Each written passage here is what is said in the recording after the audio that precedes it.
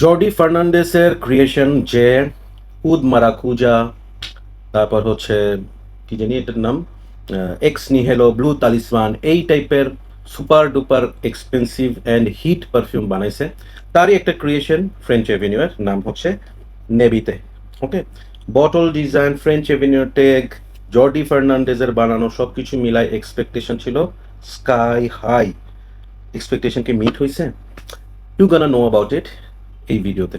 আমি এটার একটা আনবক্সিং ভিডিও করছি, hopefully you have seen it. So আজকে এটার প্রেজেন্টেশন ডিটেলস নিয়ে কিছু কথা বলবো না, জাস্ট আমি শর্টকাটে বলি, নেবিতে যেই নামটা, এই নামটা আমার কাছে খুব ইন্টারেস্টিং লাগছে, যার কারণে আমি একটু রিসার্চ করছি যে নেবিতের মিনিংটা কি।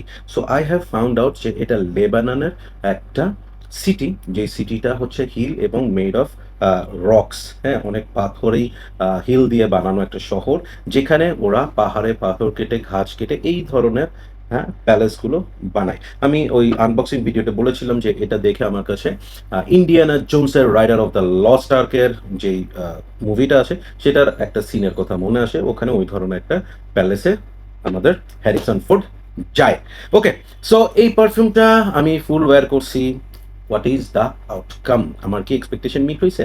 প্রস কনস সব কিছুই বলবো, তার আগে থ্যাংক ইউ দিব হচ্ছে ফ্রেগ ওয়েভকে এই পারফিউমটা আমাকে পাঠানোর জন্য, so that I can do the review.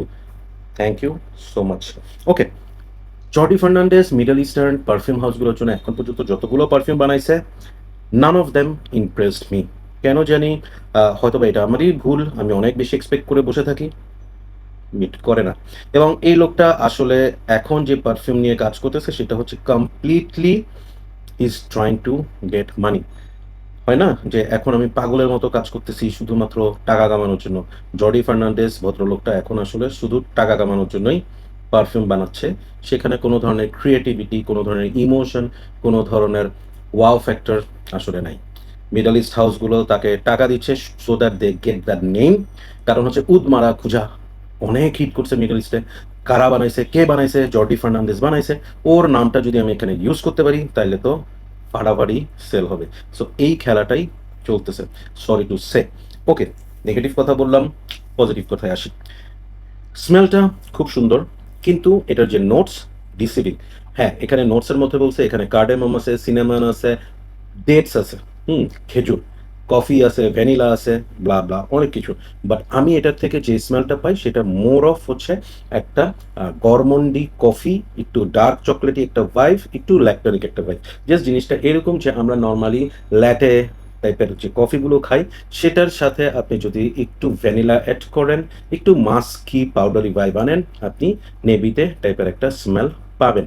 এইটার স্মেলটা কিন্তু ডেটসের যে ব্যাপারটা, খেজুর, সেটার ব্যাপারটা অনেক tone down. It is there, but ওভাবে ভালো মতো পাওয়া যায় না।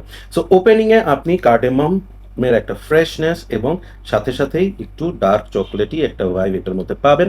আস্তে আস্তে যখন ড্রাই ডাউনে যাবে সেখানে আপনি একটা সিনামানি সুইটনেস, একটু কফি এবং ভ্যানিলার একটা টুইস্ট, এবং লেটার এটার মধ্যে একটু পাউডারি মাস্কি ব্যাপার পাবেন।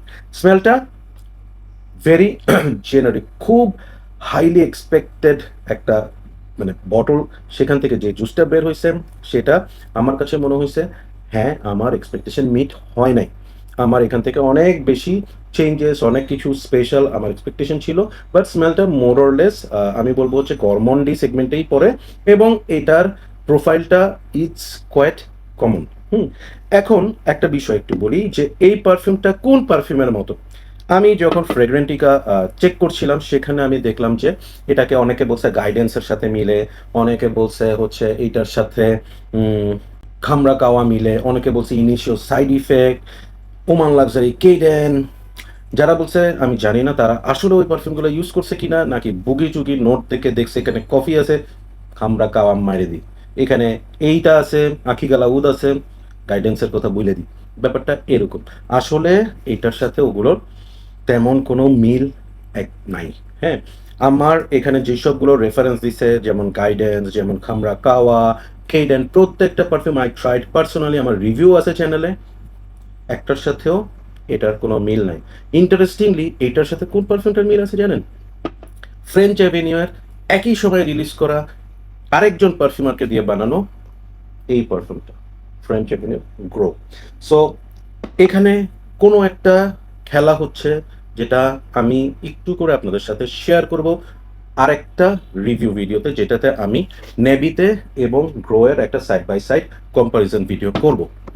বাট এখানে একটা কোশ্চেন মার্ক আমার মাথায় আসছে, যেটা ম্যাটার অফ কি বলবো concern. Anyways, back to this perfume. এটার স্মেলটা নিয়ে আমি আপনাদেরকে বললাম, এটা সামার হোক উইন্টার হোক যে কোনো সময় ওয়্যার করতে পারবেন।